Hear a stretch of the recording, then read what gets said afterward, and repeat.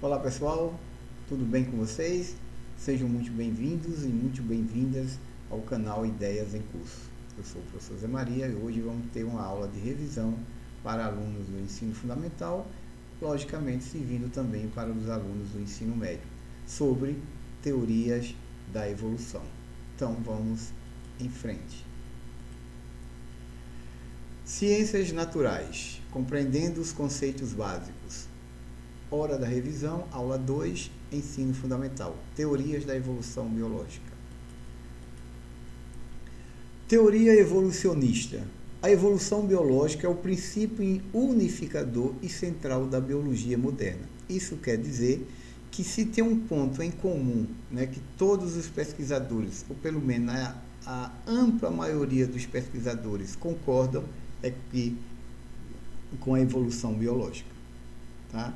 Que os seres vivos, que existem hoje no planeta, eles evoluíram a partir de ancestrais que viveram, há milhões e milhões de anos. Ok? Teorias evolucionistas. Bom, você já parou para se perguntar por que e como apareceram tantas raças de cachorros atualmente? Como é que surgiu isso?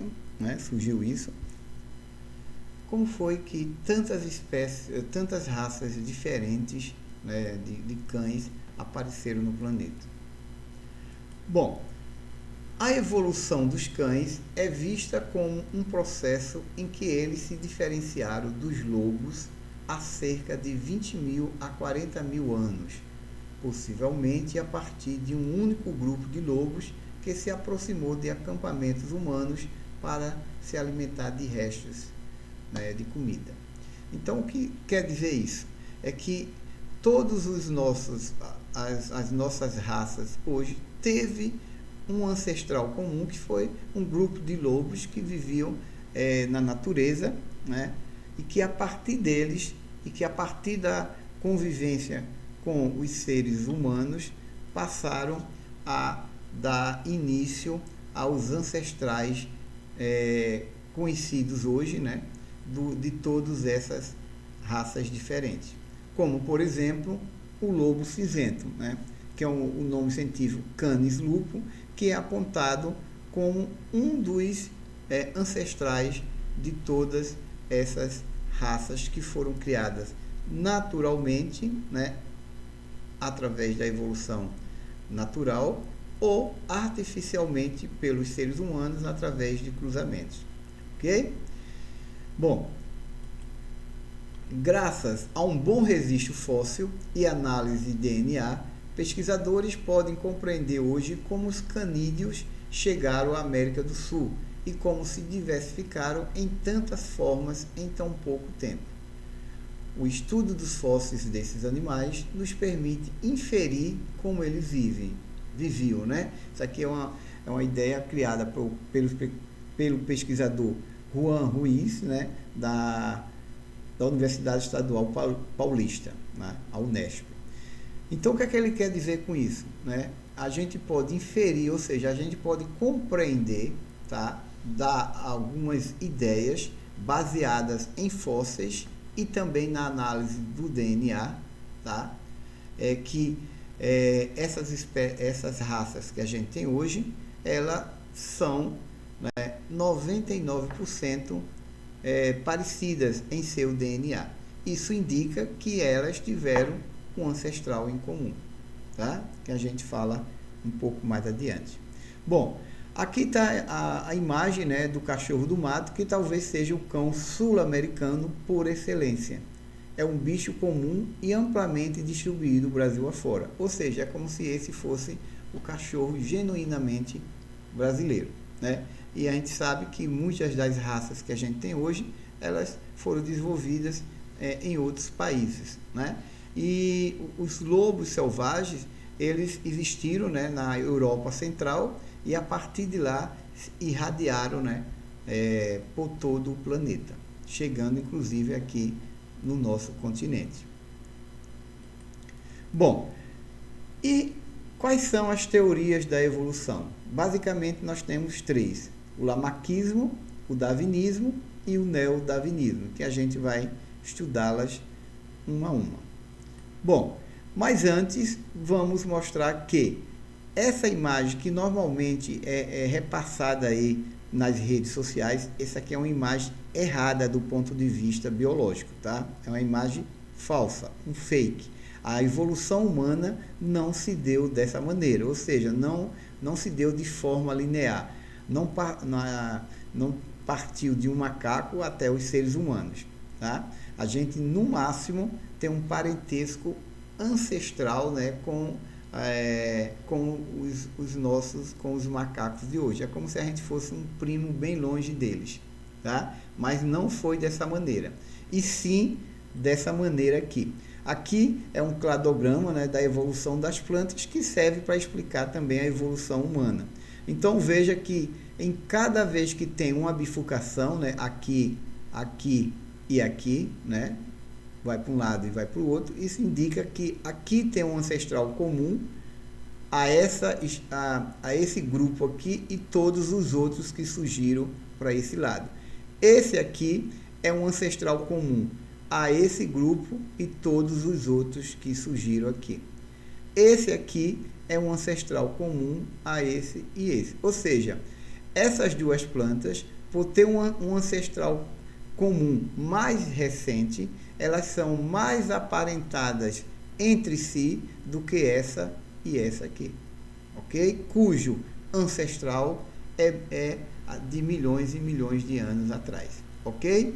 Então veja, a evolução dos seres humanos também seguiu esse formato aqui em forma de galhos de árvores, tá? E não esse aqui. Não foi uma evolução linear. Então isso aqui é um erro, representar a evolução humana dessa maneira. Bom, e aqui tem também, né, como todos os mamíferos, inclusive nós, seres humanos, que não aparece aqui, né, mas devia estar aparecendo, surgiram, né, de um ancestral comum, de um pequeno roedor, um pequeno mamífero, que viveu na época dos dinossauros. Os seres humanos nunca conviveram com os dinossauros. E devido à extinção dos dinossauros, é que hoje a gente apareceu no planeta, né? Que hoje eu falo alguns milhares de anos atrás. Então, se não acontecesse a extinção dos dinossauros, possivelmente nós não estaríamos aqui no planeta. E nem nenhuma dessas espécies de mamíferos, tá? Possivelmente. Bom, e aí vamos para a primeira teoria evolucionista, o lamarckismo. O que é que ele dizia? O que é que Lamarck dizia? Propõe que os seres vivos mudam a partir do uso ou desuso de partes do corpo. É uma ideia, né, ultrapassada, né, que a ciência já provou que não funciona dessa maneira, tá? Embora algumas coisas do lamarckismo hoje é explicado pela genética, numa coisa chamada epigenia, mas em relação à evolução natural dos seres vivos, essa ideia aqui não vingou, tá? Então, com um exemplo aqui, um animal que alonga o pescoço para alcançar folhas mais altas teria filhote com o pescoço mais comprido. O que é que ele dizia então? Que essas girafas aqui que nasceram com o pescoço comprido e essas que já nasceram com pescoço longo, depois que essas aqui começassem a forçar a pegar as folhas mais altas, o pescoço dela ia se desenvolvendo. Ou seja, o ambiente fazia com que houvesse mudanças estruturais, né, e funcionais dentro dos seres vivos. E não é isso que a gente vê, né? E não é isso que a ciência prova, tá? Mas Lamarck acreditava nessa ideia. É como se hoje um casal de seres humanos que praticasse, por exemplo, academia e tivesse um corpo musculoso, pelas ideias de Lamarck, o filho já nasceria musculoso. E a gente sabe que não funciona dessa maneira, né? Então Lamarck em resumo, dizia que o ambiente é a causa das transformações. Tá? Já Darwin, baseado na seleção natural, ele dizia que em um ambiente cheio de desafios, sobrevivem e se reproduzem aqueles indivíduos mais adaptados. Então, a teoria de Darwin, né, da seleção natural, que inclui a seleção natural, ela é mais aceita hoje e muito mais aceita hoje, né, e provado, inclusive, pelas questões da engenharia genética, que Darwin estava certo e que Lamarck cometeu equívocos quando elaborou a sua teoria. Então, o que é que Darwin poderia dizer daquela figurinha lá das girafas? Ele dizia o seguinte, que em um grupo, vamos supor, um grupo de 100 girafas, 10 nascessem com os pescoços pequenos. E ao longo da sua vida, por eles não conseguirem, por essas girafas de pescoço pequeno, não atingir as folhas maiores e com isso ter mais possibilidade de alimentação, elas iam ficando menos alimentadas, mais desnutridas e, consequentemente, morriam, sobrando aquelas girafas de pescoço maiores, né? Cujo tamanho daria para se alimentar facilmente das folhas maiores que estavam em maiores quantidades, e com isso essas girafas podiam chegar à idade adulta, se reproduzir e gerar filhotes com pescoços já grandes. E as de pescoço pequeno, elas morreriam, né, porque elas não estavam adaptadas ao ambiente, cujas folhas melhores estavam na parte mais alta. Então, Darwin quer dizer que em um grupo de girafas, algumas nasciam com pescoços pequenos e essas não eram adaptadas àquele ambiente e por isso eram mais fáceis de morrer, ok? E aí ele dizia que o ambiente seleciona as transformações, ou seja, as girafas que tinham pescoços maiores, né, naquele ambiente eram os indivíduos que eram selecionados para se alimentar melhor e se reproduzir mais e aí gerar os filhos parecidos com eles. E aqueles que tinham pescoço pequeno, o ambiente selecionava para que elas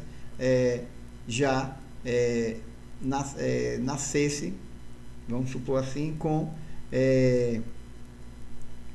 a deficiência de uma alimentação melhor, e com isso elas iam morrendo, né, durante a sua fase. E por morrerem cedo, não se reproduzia e não passava essas características para as gerações futuras, ficando as gerações futuras cada vez mais com uma quantidade imensa de girafas com pescoço grande, até que todas elas que nascessem tivessem pescoços grandes, ok? Então o ambiente selecionou aí aquelas mais adaptadas. Já o neodarwinismo, síntese moderna, é a versão atual da teoria de Darwin. Ela reúne a seleção natural com os conhecimentos da genética, explicando a evolução a partir das mutações e da recombinação genética. Então, com os avanços da biologia molecular, da engenharia genética, a gente consegue hoje explicar melhor, né, a teoria de Darwin, né, e a seleção natural. Ok? A partir da análise, por exemplo, do DNA, né, das espécies. E falando em DNA, o que é que na verdade é o DNA? Né? DNA é a reserva do nosso material genético, né? É a que tem as informações genéticas para que as futuras gerações possam herdar essas características e ir passando de geração para geração. E aonde está o DNA? Então, o DNA está no núcleo das células, né? Nas células eucariontes, que tem núcleo. Então, como as células dos seres humanos. Então, a gente tem aqui, né, a célula, tá? E dentro da célula, o núcleo. E dentro do núcleo, o material genético que a gente chama de cromossomo ou DNA. Qual é a diferença entre cromossomo e DNA? Cromossomo é quando ele está nesse formato, né, enroladinho, e DNA é quando ele está estirado. É como você pegar um cordão, enrolou, é o cromossomo, estirou, é o DNA. E por que existem essas duas formas? Aí tem a ver com a necessidade da célula durante as fases de divisão celular, que teremos outras aulas sobre isso, ok?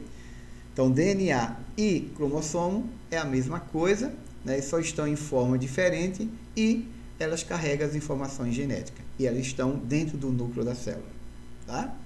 Bom, vamos entender um pouquinho a questão da seleção natural de Darwin. Imagine aqui, né, que aqui sejam bactérias, todo mundo já ouviu falar nas tais superbactérias, e vamos entender um pouquinho como é que funciona isso. Imagine que num grupo de 10 bactérias nasceram 8, que essas são essas verdes, menos resistentes ou menos adaptadas aos remédios que matam bactérias, que são os antibióticos, né?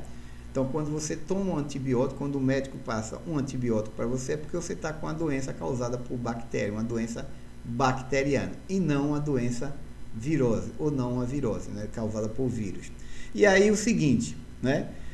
As em azul, elas já nasceram resistentes, ou mais adaptadas. Então, veja só, as verdes já nasceram menos resistentes, ou menos adaptadas. E as azuis já nasceram resistentes ou mais adaptadas. Aí vai reforçar a teoria da seleção natural. O ambiente ele não muda as espécies, ele seleciona aquelas mais adaptadas. Então o médico passa um antibiótico e a maioria dessas bactérias menos resistentes, que são as verdes, morrem, né? Ou todas elas, sobrando só as que já nascem resistentes, né? As chamadas superbactérias. Então, essas superbactérias, elas vão encontrar agora um ambiente perfeito para quê? Para se reproduzir. E aí, cada vez mais vai aparecer bactérias resistentes, né, a antibiótico, e aí a gente precisa aumentar a dosagem do antibiótico ou agora descobrir antibiótico mais potente para que elimine essas bactérias que já nasceram resistentes à maioria dos nossos antibióticos. Isso a gente chama de seleção natural, ou seja, o ambiente selecionou as mais adaptadas para sobreviver. As menos adaptadas ou menos resistentes morreram, ficando agora o grupo de bactérias resistentes, ok? Bom, e por que essas bactérias elas ganham importância hoje? Porque o uso inadequado de antibióticos em humanos pode selecionar bactérias resistentes, ou seja, quanto mais a gente toma antibiótico, e tem muita gente, né, muita mesmo, que toma antibiótico sem ir ao médico, apenas porque funcionou para uma pessoa, acha que funciona para ela. Então, esse uso exagerado de antibiótico está criando né, entre aspas, essas bactérias resistentes, ou seja, matando as que não são resistentes e reproduzindo e causando, né, a reprodução dessas bactérias mais resistentes. Quando eu falo causando a reprodução, eu estou dizendo que num grupo de bactérias morrem aquelas bactérias menos resistentes e aquelas que sobraram, que são resistentes, elas vão se reproduzir, criando cada vez mais um número maior de resistências de bactérias resistentes. Então, o uso inadequado de antibióticos pode e vai causar essa aparição de bactérias resistentes. Isso foi muito, a gente viu muito isso na época da Covid, né? Muita gente tomando medicamentos errados, né? Como a hidroxicloroquina e tantas outras, e também muitos antibióticos, né? Para matar vírus. Antibiótico mata bactéria, né? Então, isso é o conceito de negacionismo, né? De pessoas que não têm conhecimento na ciência e fica ouvindo aí receitas mirabolantes usadas aí nas redes sociais, em vez de procurar um especialista, né? E é claro que alguns especialistas também são negacionistas, né? Graças a Deus são bem poucos, né? Mas a gente tem isso também, infelizmente. Bom, outra coisa é o uso inadequado de antibióticos na pecuária. Pode favorecer o aparecimento de bactérias multiresistentes. A mesma coisa que acontece em seres humanos, acontece aos outros animais, né? Principalmente os animais que são reproduzidos por nós, né? Alimentos manipulados e sem cuidados podem transportar bactérias muito resistentes. Então, por exemplo, você vai no supermercado ou vem de um hospital, não faz a higiene normal, um banho, lavar as mãos, pega num alimento, né, e aí se alimenta, essa bactéria vai para dentro de você e vai ser resistente ao antibiótico. Bactérias multiresistentes vão do vaso sanitário para o sistema de tratamento de água. Então, aí é um meio de disseminação dessas bactérias, né? Que já foi aumentada aí a população, né? Por o uso de antibióticos, tanto em humanos como em animais da pecuária, né? Como também manipulação sem cuidado de alimentos, né? E deficiência no controle de infecções hospitalares propaga bactérias multiresistentes, ou seja, a pessoa está doente, não segue o tratamento e se torna aí um hospedeiro de bactérias resistentes, passando para as outras pessoas, né? Distribuição de água tratada pode conter bactérias multiresistentes.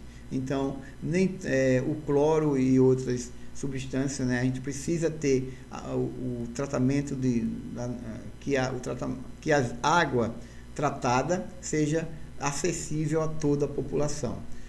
Bactérias vai no vaso sanitário, como eu já coloquei, né? E os dejetos, né, usados como fertilizante na agricultura podem propagar bactérias multiresistentes em lavouras e em áreas de floresta, contaminando a vida selvagem, né? Que aí vai para os rios, para as lagoas, para os mares, e assim elas vão encontrando ambientes sem predadores, né?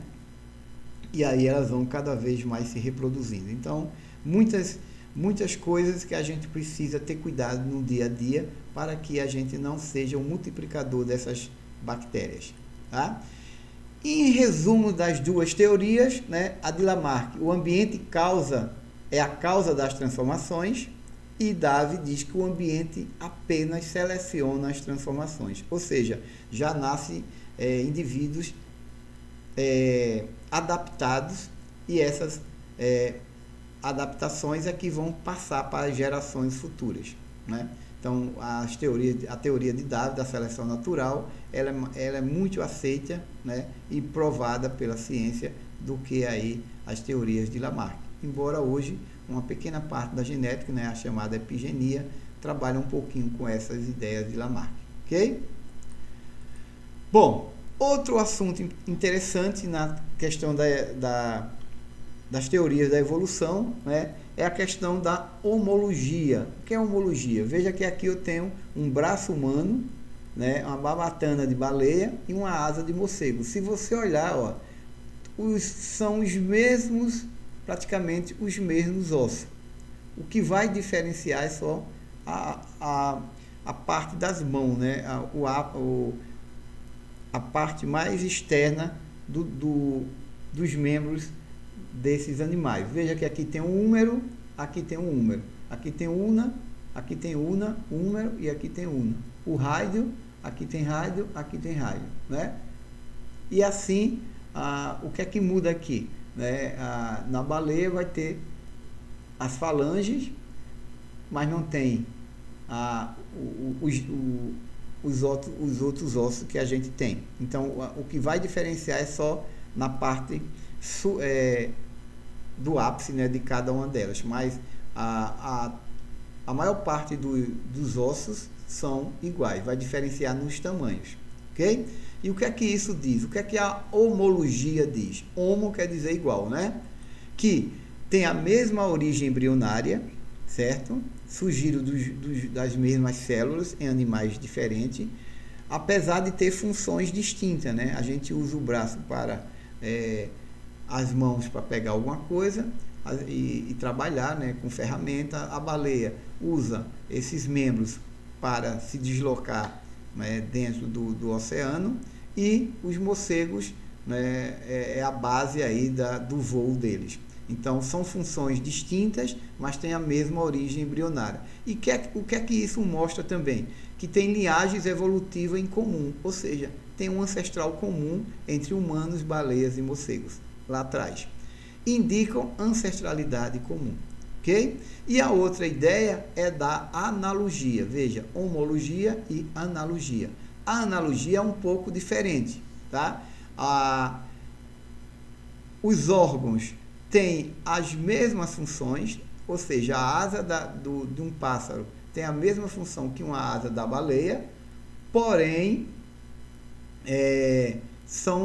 vêm de origem embrionárias diferentes. Então, analogia, funções semelhantes, linhagem evolutivas diferentes, não compartilha a mesma origem embrionária e não indica ancestralidade comum, apesar das asas das duas espécies servir para voar, ok? Então, é a diferença entre homologia e analogia, ok? Vamos em seguida, então, para a gente terminar a aula respondendo duas questões. Então, vamos colocar logo uma grande, né? O tema origem e diversidade das espécies sempre foi motivo de muitos questionamentos e discussões. Muitas perguntas são feitas a respeito desse tema. Como a vida surgiu na Terra? Como as diversas espécies vegetais e animais tão diferentes entre si passaram a conviver em equilíbrio? E como o homem se diferenciou dos diferentes animais, passando a viver em sociedade e a expressar seus sentimentos, a desenvolver tecnologia e a criar formas de dominação do ambiente? Houve diversas tentativas de responder a essas questões ao longo das civilizações, de tal forma que há duas teorias principais que procuram explicar esses questionamentos de forma mais generalizada: o criacionismo e o evolucionismo, ok? O que é o criacionismo? É diferente do evolucionismo, tá? O criacionismo indica que houve um ser superior que criou todas as espécies na Terra. Já o evolucionismo, que é defendida pela ciência, ele defende, né, que os animais não são imutáveis, eles mudam ao longo do tempo, né? Que é diferente do criacionismo, que diz que os animais são assim desde que foi criado o mundo, né? Então, essa é basicamente a diferença entre o criacionismo e o evolucionismo. O criacionismo defendido aí pelas religiões e por alguns cientistas, né? E o evolucionismo pela ampla maioria dos cientistas, certo? Que se baseia aí na teoria de Darwin da seleção natural. Bom, baseado nessas informações, pode-se dizer que o evolucionismo se caracteriza pela defesa dos seguintes argumentos. Letra A, B, C, D e E, tá? E aí vocês leem com calma cada uma delas. E vamos lá então para a primeira. Todas as espécies de seres vivos existentes evoluíram ao longo do tempo. Evoluíram quer dizer mudaram, porque evolução em biologia quer dizer mudanças. Agora, se essas mudanças vai favorecer ou não ao indivíduo, à espécie, isso só o ambiente é que vai responder, tá?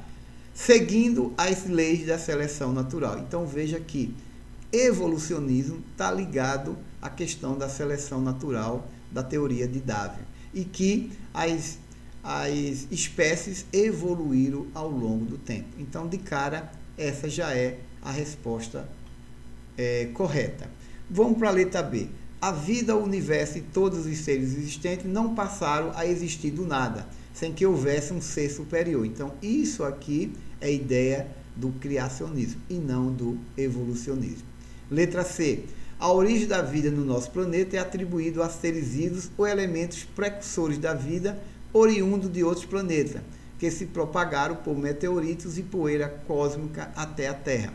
Aí não é o evolucionismo, é uma outra ideia, né, uma outra teoria chamada panspermia, que diz que nós, na verdade, somos os seres extraterrestre, porque a maioria dos elementos químicos que existem no nosso corpo, ele caiu aqui na Terra através de meteoritos e da poeira cósmica durante milhões e milhões de anos.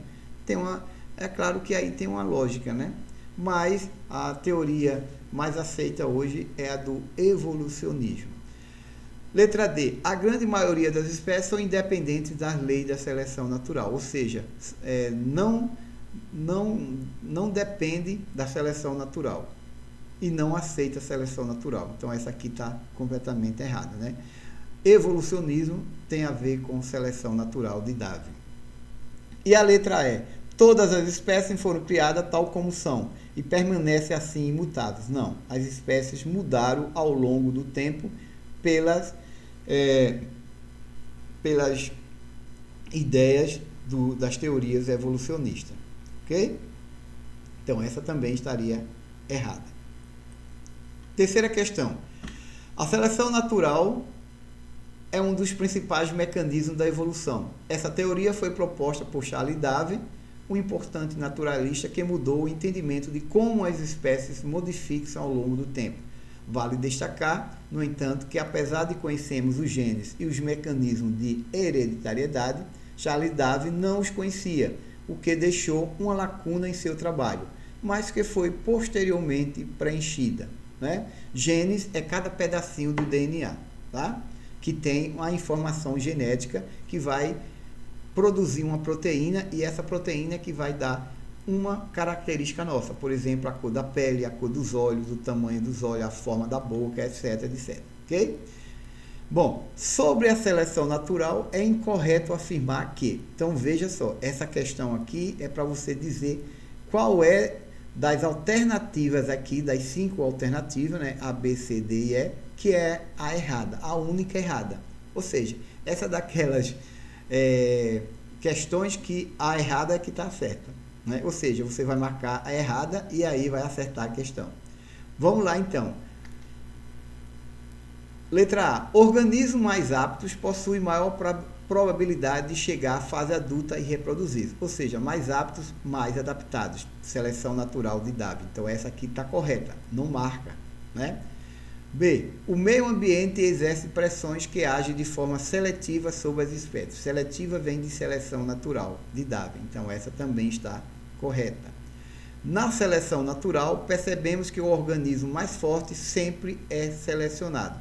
Então, quando a gente fala em organismo mais forte, não é o organismo mais adaptado, tá? Darwin, quando ele diz que o mais forte é o selecionado, o mais forte dele não é o mais musculoso nem o maior. O mais forte dele, ele queria dizer que era o mais adaptado. Então, essa opção aqui confunde as coisas, né? Na seleção natural, percebemos que o organismo mais forte, não, é o mais adaptado. Sempre é selecionado. Então, essa questão aqui é que estaria incorreta. Bom, letra D. No processo de seleção natural, organismos que possuem características desvantajosas com o tempo diminuem em número. Ok, isso está de acordo com a teoria de Darwin, né, com a seleção natural. Os menos adaptados vão desaparecendo ao longo das gerações, né? E na seleção natural, o organismo mais adaptado sempre é o selecionado.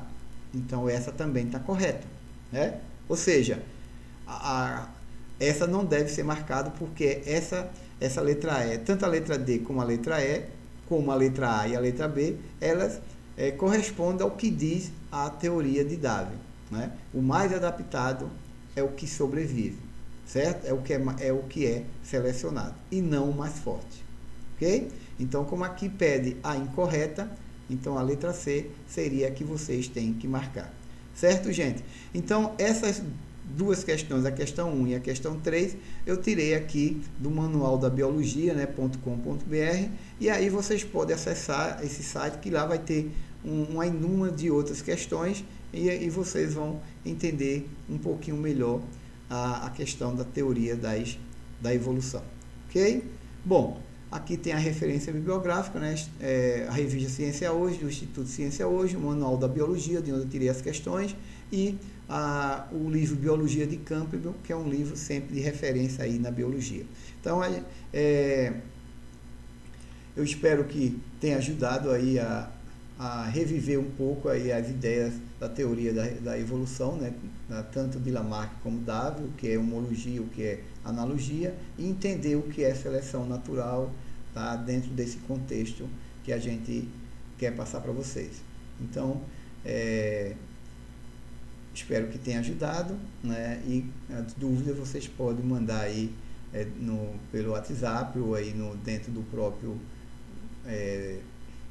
canal que a gente vai tirando, ok? Então até a próxima e fiquem em paz.